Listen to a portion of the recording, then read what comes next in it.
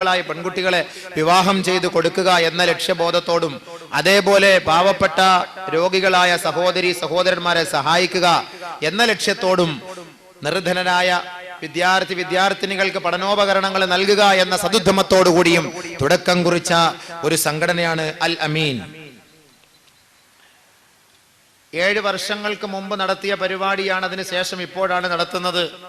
ഇന്നേ വരെ അവരുടെ പരിപാടി വൻപിച്ച വിജയമായിരുന്നു. ഇപ്പോൾ എന്തോ ചെറിയ തടസ്സം പോലെ അള്ളാഹു എല്ലാ ഷർറുകളെ തൊട്ടും ഷുറൂറുകളെ തൊട്ടും ലുറൂറുകളെ തൊട്ടും നമ്മയെയും ഈ നാട്ടുകാരെയും ഈ സംഘടനയെയും ഇതിന്റെ ആത്മാർത്ഥമായ പ്രവർത്തകരെയും എല്ലാം അള്ളാഹു കബൂലാക്കുമാറാകട്ടെ, സഹായിക്കുമാറാകട്ടെ, രക്ഷപ്പെടുത്തുമാറാകട്ടെ.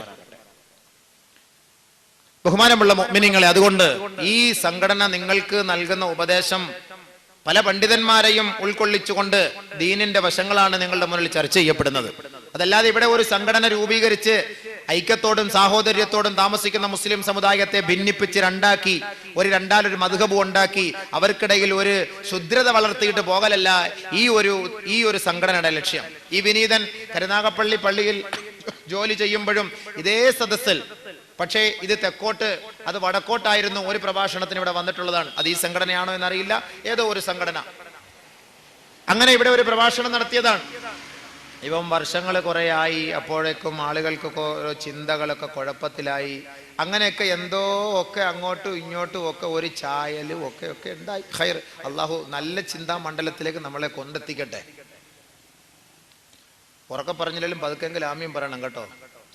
ബഹുമാനമുള്ള സഹോദരങ്ങളെ, അതുകൊണ്ട് ഞാൻ കൂടുതലൊന്നും നീട്ടിപ്പരത്താതെ എൻ്റെ വിഷയത്തിലേക്ക് ഞാൻ കടക്കുകയാണ്. സമയം ദീർഘിച്ചു പോയി. 7 മണിക്ക് പ്രഭാഷണം വെച്ചിട്ട് 9 മണിക്കാണ്. കാലാവസ്ഥയും ഇവിടുത്തെ സാഹചര്യവും കണക്കിലെടുത്ത് 9 മണിക്ക് പരിപാടി തുടങ്ങുന്നു. അൽഹംദുലില്ലാ. അതുകൊണ്ട് 7 മണി എന്നുള്ളത് സംഘാടകർ വെച്ചതാണ്. സംഘാടകർ തീരുമാനിച്ച സമയത്ത് ഞങ്ങൾ ഇവിടെ എത്തുകയും ചെയ്തു. അതല്ലാതെ ഞാൻ പറഞ്ഞതോ അല്ലെങ്കിൽ നമ്മളുമായി ബന്ധപ്പെട്ടതോ അല്ല. ഇനി 7 മണി എന്നും പറഞ്ഞ് പിടിച്ചിട്ട് അതിൻ്റെ പേരിൽ ഒരു ചർച്ച ഉണ്ടാകണ്ട. അതിനുവേണ്ടി ജാമ്യമായി എടുത്തുകൊണ്ട് ഞാൻ പറയുകയാണ്. വൈവാഹിക ജീവിതത്തെ കുറിച്ച് ഇസ്ലാമിക മാനദണ്ഡം എന്താണ്? 2 ദിവസം ഇൻഷാ അള്ളാഹ് നിങ്ങളുടെ മുന്നിൽ, 2-3 ദിവസം കൊണ്ട് നമുക്ക് ഈ കുടുംബജീവിതത്തെ കുറിച്ച് പൂർണ്ണമായി പറയാൻ കഴിയില്ല, ഭാഗികമായിട്ട് എങ്കിലും മർമ്മപ്രധാനമായ ഭാഗങ്ങളൊക്കെ എടുത്ത് ടച്ച് ചെയ്തുകൊണ്ട് നമുക്കത് ചർച്ച ചെയ്ത് ദുആ ചെയ്ത് പിരിയാം. അതുകൊണ്ട് 2 ദിവസം നിർബന്ധമായി നിങ്ങൾ വരണം ഇൻഷാ അള്ളാഹ്. ഓരോ കുടുംബക്കാരും മനസ്സിലാക്കേണ്ട കാര്യമാണ്, ഓരോ മുസ്ലിമും മനസ്സിലാക്കേണ്ട കാര്യമാണ്. ഒരു ചെറുപ്പക്കാരൻ ഒരു കല്യാണം കഴിക്കാൻ പോകുമ്പോൾ ഇസ്ലാമിക ജീവിത വ്യവസ്ഥ എന്തെന്ന് മനസ്സിലാകാതെ പഠിക്കാതെ അവൻ കല്യാണം കഴിക്കാൻ പോയതാണ്. കുടുംബത്തിലാകെ പ്രശ്നങ്ങളും ഭാര്യയോടുള്ള ഉത്തരവാദിത്തം മനസ്സിലാകാതെ വന്നതും ഭാര്യയോടുള്ള ഉത്തരവാദിത്ത കുറവും ഇത്യാദി കാര്യങ്ങളുടെ പേരിൽ ആകെ പ്രശ്നങ്ങൾ കൊണ്ട്, സങ്കീർണമായ പ്രശ്നങ്ങൾ കൊണ്ട്, വേവലാതിയും ആവലാതിയും കൊണ്ട് അവൻ നെടുവീർപ്പിറക്കുമ്പോൾ ബഹുമാനമുള്ളവരെ, പ്രാഥമികമായിട്ട് മനസ്സിലാക്കേണ്ട വിഷയമാണ്. വൈവാഹിക ജീവിതത്തിലേക്ക് കടക്കുന്നതിന് മുമ്പ് ഇത്യാദി കാര്യങ്ങൾ ഇസ്ലാമിന്റെ വീക്ഷണം എന്താണ് എന്നത് മനസ്സിലാക്കിയിരിക്കുക. ഇനി വിവാഹം കഴിച്ചവരിൽ നിന്ന് എന്ത് ചെയ്യണം? വിവാഹം കഴിച്ചവർ അവരുടെ ഭാര്യമാരോടുള്ള കടപ്പാടറിയണം, ഭാര്യമാർക്ക് അവരുടെ ഭർത്താക്കന്മാരോടുള്ള കടപ്പാടറിയണം. ഭാര്യയുടെയും ഭർത്താവിന്റെയും ബന്ധത്തിലൂടെ അള്ളാഹു നിങ്ങൾക്ക് നൽകുന്ന സന്താന പരമ്പരകൾ ഈ ദുനിയാവിലും പ്രത്യുത ആഖിറത്തിലും നിങ്ങൾക്ക് ഗുണമുള്ള സന്താനങ്ങളാക്കി മാറ്റണം. അതിന് ഇസ്ലാം നമുക്ക് കൽപ്പിക്കുന്ന കൽപ്പനകൾ എന്താണ് എന്ന് മനസ്സിലാക്കണം. മാത്രമല്ല, നമ്മുടെ കല്യാണമേ ഇങ്ങനെ നടന്നു, ഇനി നമ്മുടെ സന്താനങ്ങളെയെങ്കിലും ഈ ഇസ്ലാമിക വ്യവസ്ഥ പ്രകാരം വിവാഹം കഴിച്ചു കൊടുക്കണമെന്ന ആഗ്രഹവും ആവേശവും ഈ സദസ്സിലിരിക്കുന്ന അല്ലെങ്കിൽ എന്റെ പ്രഭാഷണം ശ്രവിക്കുന്ന ഓരോരുത്തർക്കും ഉണ്ടാകണം. അള്ളാഹുവിന് തൗഫീഖ് നൽകുമാറാകട്ടെ. കല്യാണം എന്നൊക്കെ പറഞ്ഞാൽ കുറച്ച് പൈസയൊക്കെ കൊണ്ട് കൊടുത്ത് കുറെ ചാപ്പാട് പഠിച്ച് അവിടെ പെണ്ണിന്റെ മോന്ത നോക്കിയിട്ട് കൊള്ളാം, ചിലപ്പോ നോക്കും കൊള്ളൂല, അവന് യോജിച്ചതാണ്, അത് പറ്റാത്തതാണ്, അവന് വണ്ണം കൂടുതൽ, അവക്കിത്തിരി വണ്ണം കുറവ്, ഇവക്കിത്തിരി വണ്ണം കൂടുതൽ, അവൻ സ്ലിം, ഇങ്ങനെയൊക്കെ അഭിപ്രായം പറഞ്ഞു പോകുന്നതല്ലാതെ എന്താണ് വിവാഹം, എന്താണ് കല്യാണം, ആർക്കാണ് ഇത് യോജിച്ച കുഫു എന്ന് പറഞ്ഞാൽ എന്തൊക്കെയാണ് ഇത്യാദി കാര്യങ്ങളൊന്നും നമ്മുടെ ഉമ്മത്തിന് അറിയില്ല. നമ്മുടെ ഉമ്മത്ത് ആവശ്യമില്ലാത്ത ചർച്ചകൾ ഇങ്ങനെ ചെയ്ത് കാലങ്ങളും ദിനങ്ങളും സ്റ്റേജുകളും മൈക്കുകളും ഉപയോഗിച്ചുകൊണ്ടിരിക്കുകയാണ്. ഉമ്മത്ത് ഇവിടെ പിഴച്ചുകൊണ്ടിരിക്കുന്നു, വഴിപിഴച്ചുകൊണ്ടിരിക്കുന്നു. ഓരോ മുസ്ലിം സമുദായത്തിന്റെ മഹല്ലുകളുടെ കമ്മിറ്റി ഓഫീസുകൾ തുറന്നു നോക്കിയാൽ എത്രയെത്ര തലാഖിന്റെ അപേക്ഷകളാണ് കെട്ടിക്കിടക്കുന്നത്. കോടതിയുടെ വളപ്പിൽ പോയി നിങ്ങൾ നിന്ന് നോക്കി, കോടതിയിൽ പരിശോധിച്ചു നോക്കിയാലും തലയിൽ തട്ടമിട്ട പരദ ധരിച്ച ഫുൾക്കൈ ധരിച്ച മുസ്ലിം സഹോദരിമാർ ഡിവോഴ്സിന് വേണ്ടി, അതായത് കുടുംബ ജീവിതം ഒഴിവാക്കാൻ വേണ്ടി, തലാഖിന് വേണ്ടി കേസിന് വാദിക്കാൻ വേണ്ടി അവിടെ വന്ന് നിൽക്കുന്ന ദാരുണമായ അവസ്ഥ നമുക്ക് കാണാൻ കഴിയും. കേരളത്തിന്റെ ചരിത്രം പരിശോധിച്ചാൽ 70% വിവാഹമോചനത്തിന് വേണ്ടി കോടതിയിൽ കാത്തുകിടക്കുന്നത് മുസ്ലിം സമുദായത്തിൽപ്പെട്ട സ്ത്രീ പുരുഷന്മാരാണ്. അതേപോലെ ചെറിയ ചെറിയ പ്രശ്നത്തിന്റെ പേരിൽ, സ്ത്രീ പീഡനത്തിന്റെ പേരിൽ, സ്ത്രീധന പീഡനത്തിന്റെ പേരിൽ ഭാര്യ ഒരു ധ്രുവത്തിൽ, ഭർത്താവ് ഒരു ധ്രുവത്തിൽ, അവർക്കുണ്ടായ സന്താനങ്ങൾ വഴിയാധാരമായി അങ്ങോട്ടും ഇങ്ങോട്ടും നിലവിളിച്ച് ഉപ്പ, ഉമ്മിച്ചി, ഉപ്പിച്ചി എന്നൊക്കെ നിലവിളിച്ച് നടക്കുന്നു. ഉപ്പയെയും ഉമ്മയെയും ഒരേ കുടക്കീഴിൽ കാണാൻ പറ്റാത്ത ഒരു ദുരവസ്ഥയും ഇന്ന് നമ്മുടെ നാട്ടിൽ നടക്കുന്നുണ്ട് എങ്കിൽ ഇതിന്റെയൊക്കെ പിന്നിൽ പ്രവർത്തിച്ച ശക്തി എന്ത് എന്ന് മുസ്ലിം സമുദായം മനസ്സിലാക്കണം.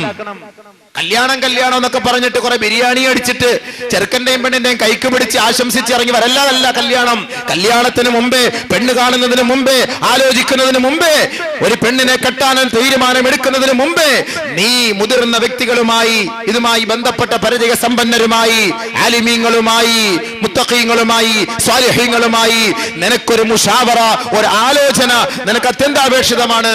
അതല്ലാതെ ചുമ്മാ കുറെ വീട്, കുറെ സമ്പത്ത്, കുറെ സ്വർണം, ഒരു വണ്ടി, പെണ്ണിന്റെ മോന്ത, ഇതെല്ലാം കൂടെ കാണുമ്പോഴത്തേക്ക് ഇവൻ അങ്ങോട്ട് മയങ്ങി അങ്ങോട്ട് കെട്ടിച്ചു കൊടുക്കലല്ല വേണ്ടത്. ഇസ്ലാം പെണ്ണ് കാണുന്ന ചടങ്ങ് മുതൽ പ്രസവിച്ച് കുഞ്ഞിനെ എത്ര വർഷം വരെ പോറ്റണമെന്നും ആ കുട്ടിയോടുള്ള ഉത്തരവാദിത്വം എന്തെന്ന് വരെ ഇസ്ലാം നമുക്ക് പഠിപ്പിച്ച് മനസ്സിലാക്കി തരുന്നു. അത് പഠിക്കേണ്ട ബാധ്യത ഓരോ മുസ്ലിം സമുദായത്തിന്റെയും ഉത്തരവാദിത്വമാണ്, ഫർള് ഐനായ കാര്യമാണ്, പഠിക്കണം. അതുകൊണ്ട് ബഹുമാനമുള്ള സഹോദരങ്ങളെ, വൈവാഹിക ജീവിതത്തെ സംബന്ധിച്ച് തുടക്കം മുതൽ നമുക്ക് ചർച്ച ചെയ്യാം.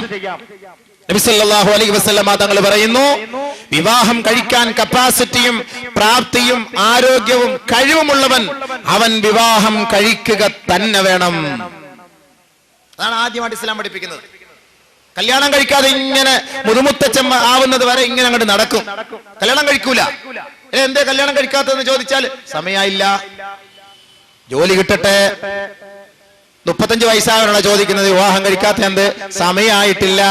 എപ്പോഴാ ഇനി സമയാവുക? അവന്റെ നട്ടലിൽ തുരുമ്പ് കയറുമ്പോഴായിരിക്കും ഇനി സമയാവുക. ഇനി എപ്പോഴാ സമയാവുന്നത്? ഒരു പെണ്ണിനെ പോറ്റുക എന്ന് പറഞ്ഞാൽ എന്താ? ഒരുപാട് കാശിട്ട് വാരി കൊടുക്കലാണോ അതിന്റെ അർത്ഥം? ഇന്നത്തെ കാലഘട്ടത്തെ അപേക്ഷിച്ചിടത്തോളം പെണ്ണിനെ സംരക്ഷിക്കാനും പെണ്ണിന് ജീവനാംശം നൽകാനും പെണ്ണിന്റെ വാപ്പ തന്നെയാണ് നിനക്ക് പൈസ തരുന്നത്. പിന്നെന്തേ നിനക്ക് ഇത്ര ബുദ്ധിമുട്ട് പെണ്ണ് കെട്ടാൻ? നേരത്തെയൊക്കെ ആണെങ്കിൽ, പണ്ടൊക്കെ ആണെങ്കിൽ നമുക്ക് പറയാമായിരുന്നു മഹർ. ഇപ്പൊ മഹർ പേരിന് എത്ര മഹർ എന്ന് ചോദിച്ചാല് അത് നിങ്ങളുടെ ഇഷ്ടത്തിന് എഴുതിക്കോ. നമ്മടുത്ത് പറയാ എത്ര മോനെ മഹർ, അത് ഉസ്താദിന്റെ ഇഷ്ടത്തിന് പറ. അപ്പൊ ഞാൻ പറയും ഞങ്ങള് പെണ്ണ് കെട്ടിയതാ, ഇനിയിപ്പോ ഞാൻ എന്റെ ഇഷ്ടത്തിന് മഹർ പറഞ്ഞാൽ നീ കെട്ടാൻ വന്ന കൊച്ചിനെ ഞാൻ കെട്ടേണ്ടി വരും. ആണ് നീയല്ലേ മഹർ പറയേണ്ടത്. അപ്പൊ മഹർ പറയാനെടുക്കാനോ അതിന് പോലും കപ്പാസിറ്റിയും കഴിവും ഇല്ലാത്ത ഒരു അവസ്ഥയിലേക്ക് എത്തിയിരിക്കുകയാണ്. മഹർ കൊടുക്കുന്നത് ആരാ? പെണ്ണിന്റെ വാപ്പയാണ്. കാലം തിരിഞ്ഞു പോയി. അതിന് അച്ചാരോ എന്ന് പറഞ്ഞ് ബാഗിനകത്ത് കുറച്ച് പൈസ എല്ലാം കൊണ്ട് അങ്ങോട്ട് കൊടുത്തിട്ട് ഉസ്താദന്മാരെ ഇരുത്തി അതും ഒരു സാക്ഷി, അൽ ഫാത്തിഹ അച്ചാരം. എന്നിട്ട് ഈ പൈസ എടുത്തുകൊണ്ടുപോയി താലി വാങ്ങി, മഹർ വാങ്ങി പെണ്ണിന്റെ കഴുത്തി കൊണ്ടുപോയി കെട്ടുക. അപ്പൊ ഇവന് ഒരു വീടുണ്ടോ? ഇവനൊരു സ്ഥാനമുണ്ടോ? ഇവന് സമ്പാദിക്കാൻ വല്ല പൈസ ഉണ്ടോ? ഇവന് ഈ പെണ്ണിനെ പോറ്റാൻ വല്ല കഴിയോ? ഒന്നും കഴിയില്ല. ഇവനാണ് ഈ പെണ്ണിന്റെ തന്ത കല്യാണം കഴിച്ചു കൊടുക്കുന്നത്. കല്യാണ ചെലവ്, അതിന്റെ പേര് കല്യാണ ചെലവ്. അങ്ങോട്ട് ഒരു ബാഗിൽ, അതിനകത്ത് ഉസ്താദന്മാരെ സാക്ഷി. കാരണം ഇടി കിട്ടണ്ടായോ നാളെ? കഴിവില്ലാത്തവൻ പെണ്ണ് കെട്ടണ്ട, അല്ലെങ്കിൽ നിനക്ക് അല്ലാഹുവിൽ വിശ്വാസമുണ്ടോ? ഒരു പെണ്ണിനെ കെട്ടുന്നതിന് പരിശുദ്ധ ഇസ്ലാം പഠിപ്പിക്കുന്ന മാനദണ്ഡം എന്തെന്ന് മനസ്സിലാക്ക്. നീ വാരിക്കോരിയൊന്നും കൊടുക്കുകയൊന്നും വേണ്ട ഒരു പെണ്ണിനെ കെട്ടാൻ. ബഹുമാനപ്പെട്ട പ്രവാചകൻ ആയത്ത് പഠിപ്പിച്ചു കൊടുക്കാൻ കഴിയുമെങ്കിൽ, ഒരു വിവാഹം കഴിച്ചു കൊടുക്കാൻ അള്ളാന്റെ റസൂല് തയ്യാറായെങ്കിൽ, സമുദായമേ ഇന്ന് നമ്മൾ എത്ര പൈസയാണ് വെറുതെ നഷ്ടപ്പെടുത്തി കളയുന്നത്. ഒരു സഹോദരന്റെയോ ഒരു സഹോദരിയുടെയോ ഒരു ദിവസത്തെ ചരിത്രം എടുത്ത് പരിശോധിച്ചാൽ, ഒരു ദിവസത്തെ അവരുടെ വ്യയത്തെ കുറിച്ചൊന്ന് മനസ്സിലാക്കിയാൽ, ദുർവ്യയത്തെ കുറിച്ചൊന്ന് പഠിച്ചാൽ എത്ര രൂപയാണ് ഒരു ദിവസം അവർ ദുർവ്യയം ചെയ്യുന്നത്. ഇങ്ങനെ കണക്ക് കൂട്ടുവിൻ സഹോദര.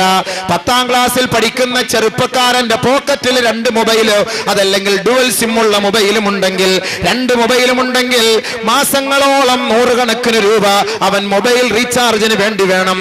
അങ്ങനെ 10ാം ക്ലാസ് മുതൽ വീണ്ടും 10 വർഷം കൂടെ പഠിച്ച് അവൻ 10-28 വയസ്സാകുന്നത് വരെ അവന്റെ അനാവശ്യമായ ചെലവ് ദൂർത്ത് പരിശോധിച്ചു നോക്കിയാൽ 10,000 കണക്കിന് ലക്ഷക്കണക്കിന് രൂപയാണ്. അത് ഓരോരുത്തരുടെയും കപ്പാസിറ്റി അനുസരിച്ച്. ചെറ്റക്കുടലിൽ കിടക്കുന്ന സഹോദരന്റെയോ സഹോദരിയുടെ വീട്ടിൽ പോയാൽ ആണിനും അവിടുത്തെ ആളിനും എണ്ണത്തിനനുസരിച്ചല്ലേ മൊബൈല്. തലയിലൊരു മൊബൈല്, അടുക്കളയിലൊരു മൊബൈല്, ബെഡ്റൂമിലൊരു മൊബൈല്, സിറ്റ് ഔട്ടിലൊരു മൊബൈല്, നടക്കുമ്പോ മൊബൈല്, ബാത്റൂമിൽ മൊബൈല്. വീടോ ചോരുന്ന വീട്, ചെറ്റക്കുടല്. ഇവർക്ക് പൈസ ഇല്ല എന്ന് പറയാൻ കഴിയുമോ? ഏത് പെട്ടിക്കടയിൽ പോയാലും ഏത് മൊബൈൽ കമ്പനിക്കാരന്റെയും റീചാർജ് കൂപ്പൺ സുലഭമായി ലഭിക്കുന്നു. പണ്ട് എവിടെയോ പോണം ഒന്ന് റീചാർജ് ചെയ്യണമെങ്കിൽ, കോൾ ഇങ്ങോട്ട് വന്നാലും കാശ്, അങ്ങോട്ട് വന്നാലും കാശ്. ഇപ്പോ മിനിറ്റിന് സെക്കൻഡിന് ഒരു പൈസ ആയ ഈ കാലഘട്ടത്തിൽ കണക്ക് കൂട്ടി നോക്കിൻ. വെറുതെ ഒരു പെണ്ണിനെ വിളിച്ച് സ്വറ പറയുന്നതിനും സംസാരിക്കുന്നതിനും, വെറുതെ രസാനുഭൂതിയിൽ പങ്കെടുക്കുന്നതിനും 10ാം ക്ലാസിന്റെ പടിവാതിൽക്കൽ കാലി ചവിട്ടിയ ചെറുപ്പക്കാരൻ മുതൽ സഹോദരിമാരടക്കമുള്ളവർ കണക്ക് കൂട്ടി നോക്കട്ടെ എത്ര പൈസയാണ് ദുർവ്യയം ചെയ്ത് കളയുന്നത്.